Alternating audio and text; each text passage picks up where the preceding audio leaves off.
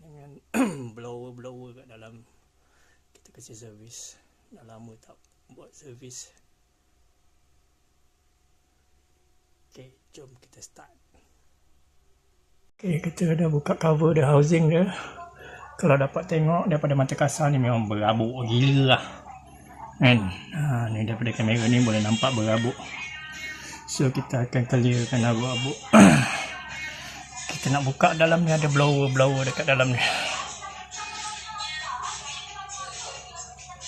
Okay, jom kita teruskan projek seterusnya.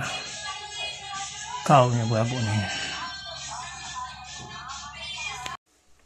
Okay, kita dah buka hidden screw dia yang kita bawa keluarkan blower ni lah. Buat kerja sebelah tangan ni payah. Ambil video lagi, nak tunjuk cara dia tak boleh lah. Nanti pause dulu. Ni kita bawa keluarkan benda lah blower ni. Dia ketat sikit nak keluarkan. Inilah blower dia. Kita dapat keluarkan.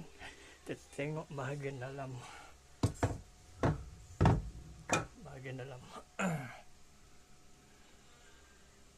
Kita tak berapa kotor sangat tapi atas ni memang kotor. Kita cuci blower dulu. Okay, setelah kita dah basuh cuci semua dalaman dia termasuk blower, kita keringkan sebentar untuk kita install balik.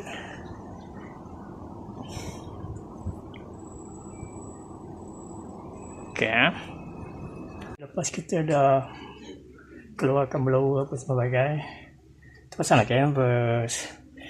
Canvas ni air dia akan keluar daripada blower bawah ni, blower ke bawah ni, turun ke bawah besen tu. So kita kasih bersih, air akan turun ke bawah ni. Inilah salah satu kegunaan canvas untuk mengelakkan air keluar. Okay, kita kasi clear dulu abuk-abuk atas ni dengan dalam dia. Alright, sambung sama dia.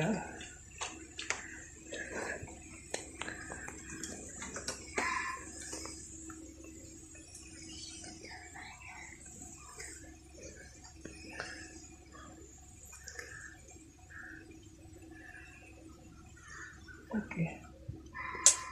Kalau kita dapat lihat, dia dah bersinar-sinar. Fin dia dah bersinar-sinar. Berbanding tadi memang abuk penuh. Okay, dah bersinar-sinar lah.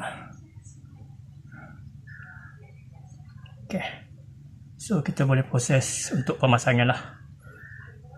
Masukkan blower, set up body, semua settle. Okay, kita dah siap pasang. Dia punya fin pun cantik, bersih berkilat, tak ada abuk. Memang berkilat kau-kau, bersih. Okay, blower kat dalam pun kita tengok putaran dia memang laju lah. So kita uji dia punya angin lah.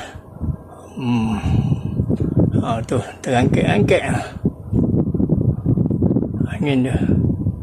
Memang sejuk lah. Semua sama dia punya tiupan angin dia. Ini kalau servis mau dalam 200 je, kalau panggil orang technician untuk servis. Indoor dengan outdoor nanti lah kita bersihkan.